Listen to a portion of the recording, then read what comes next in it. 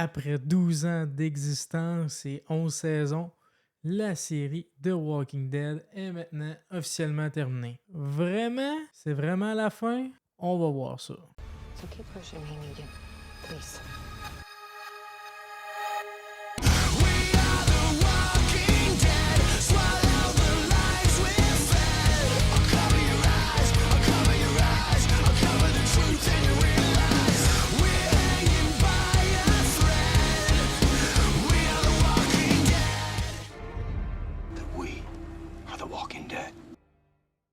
Salut tout le monde, j'espère que vous allez bien. Et oui, aujourd'hui, une toute nouvelle critique sur le dernier épisode de la série The Walking Dead, le 24e épisode de la 11e saison.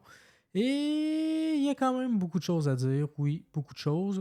Je vais devoir spoiler malheureusement dans cette critique un peu, donc si vous n'êtes pas à jour ou si vous voulez découvrir ça avec l'épisode, regardez l'épisode et ensuite revenez écouter cette critique. Ou peut-être que vous en fichez aussi, c'est pas plus grave que ça. Je sais que beaucoup de gens ont décroché de la série. Donc, l'épisode fait suite vraiment au 23e épisode. Je vais pas faire vraiment de recap de l'épisode ou de la saison. Je vais y aller directement. J'ai quand même bien apprécié l'épisode. Mais ce que je n'aime pas du tout, en fait, c'est que c'est pas une fin de série, c'est une fin de saison, le truc. Parce que ça laisse clairement plusieurs trucs en suspens. Avec les fameux spin-offs qui s'en viennent, il y a justement un trailer du spin-off de Negan et Maggie qui est sorti justement le soir même de la diffusion ou le lendemain donc du final. Donc, tu sais, c'est pas vraiment une fin. Il y a plusieurs portes ouvertes. Tu sais, oui, on peut laisser une petite porte ouverte, mais il y a clairement des quêtes de personnages qui n'est pas accompli. À commencer par Daryl, Rick et Michonne. Daryl qui part encore à la recherche de Rick, c'est pas une fin pour le personnage, c'est vraiment... ça amène à une mission, un but du personnage. Il a pas fini. La fin de Walking Dead, il aurait fallu réunir tous ces personnages-là, mais la chaîne est trop gourmande, donc ils font 3 séries. En fait, les 3 séries, c'est un peu une saison 12 de Walking Dead, avec les personnages, oui, ils sont pas dans le même lieu, sont séparés. On a vu ça souvent dans la série, que les personnages, des fois, dans certains épisodes, ils étaient séparés, puis qu'on a eu des épisodes centraux sur certains personnages. Il aurait pu faire ça dans une saison 12, mais le marketing, sans doute, ça allait mieux fonctionner avec 3 séries indépendantes. Puis peut-être que futurement, ils vont faire une 12e saison de Walking Dead quand ils vont tout rassembler ce monde-là, parce que c'est ça que les fans veulent. Ils veulent revoir Daryl avec Rick, ils veulent revoir Rick avec Judith. Oui, on veut revoir ça, mais ce sera pas pour tout de suite. Moi, je dis que dans 5 ans, il va y avoir une 12e saison des Walking Dead pour réunir tout ce beau monde-là quand ils vont avoir fini de leur spin-off. Puis si les spin-offs ont du succès, ils vont avoir plusieurs saisons. Je sais que pour l'instant, Rick et Michonne, c'est une mini-série, mais peut-être que ça va durer plus longtemps si ça pogne. Je le sais pas. Donc, ouais, juste sur ça, je suis très, très, très mitigé. J'aurais vraiment préféré qu'il y ait vraiment une vraie fin, qu'il n'y ait pas de spin-off, ou qu'il y ait une 12e saison, mais c'est pas une vraie fin. Je sais pas, c'est bizarre. C'est pas une fin de série, je trouve. Vous me direz en commentaire, vous, comment vous trouvez ça, mais moi, je le file pas comme une fin de série. On essaie de nous le filer comme une fin de série parce qu'il y a un recap des précédentes saisons avec des images d'archives et tout ça, puis tout le message, le discours qu'il y a à la fin. Mais je le sens pas comme ça. Il y a trop de trucs en suspens.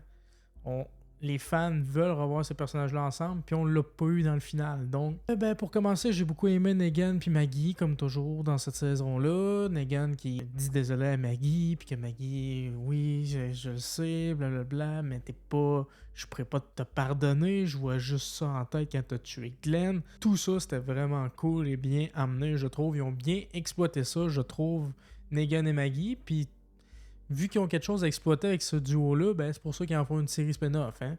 C'est logique. Puis les gens ils aiment beaucoup ces deux personnages-là, puis le duo qu'ils font, donc c'est normal qu'ils font une série spin-off. Daryl qui apprend par Judith qui est blessée que Rick est potentiellement vivant parce que sa mère, Michonne, a trouvé des trucs qui prouvaient que Rick était vivant, puis c'est pour ça qu'elle est partie. Elle est partie le rechercher, contrairement à ce qu'elle l'a caché depuis la 10e saison. Judith l'avait jamais dit.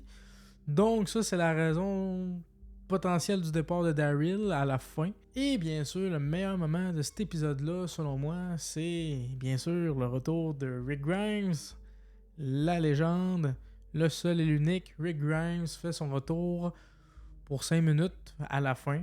Il était obligé, je m'y attendais, mais quand même, j'étais content, j'étais vraiment content. Pour vrai, s'il était pas là, j'aurais été déçu parce que la série a commencé avec lui. Il devait au moins apparaître dans le grand final. Il était là. On n'en sait toujours pas plus, vraiment. On voit qu'il s'est échappé. On voit qu'il y a une veste comme qu'on a vu dans la série The World Beyond. Les personnages avaient la même veste.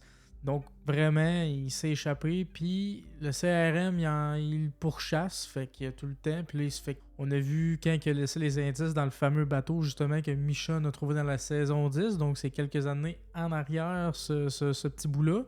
Et on voit Michonne qui le recherche depuis son départ de Alexandria, quand il est parti à sa recherche, qu'elle fonce dans une espèce de canyon. Fait que tout ça, lui, Rick, il se remémore tous les personnages qu'il a côtoyés, toutes les personnes qu'il a côtoyées plus tôt. Puis il y a plein de flashbacks et tout ça, ça fait vraiment, vraiment plaisir. Et ça, pour le coup, ça fait vraiment finale.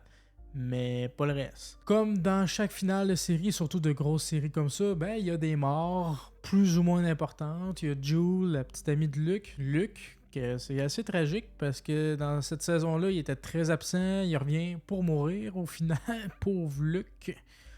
Et la grosse mort, qui en est pas vraiment une non plus, c'est la mort de Rosita, personnage qui est là depuis la 4e saison, qui est quand même bien amené, qui est quand même très tragique aussi, vu qu'elle a sa fille et tout ça. Sinon, Ezekiel devient gouverneur du Commonwealth, avec Mercer qui est co-gouverneur, puis Aaron et les autres restent à Alexandria. Mais c'est ça, fait que la série The Walking Dead, tous les autres personnages, Ezekiel, Aaron, tous les autres, on s'en fout un peu.